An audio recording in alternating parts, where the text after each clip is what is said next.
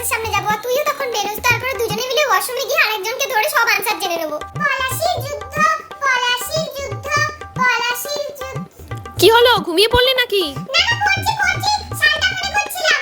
পড়া মনে করতে গেলে আমার হিন্দি গান মাথায় আসছে। এই নে বাদামটা খা। এখন বাদাম দিয়ে কি হবে? ছোটবেলায় খাওয়ানো উচিত ছিল, এখন কি আমার বুদ্ধি পারবে?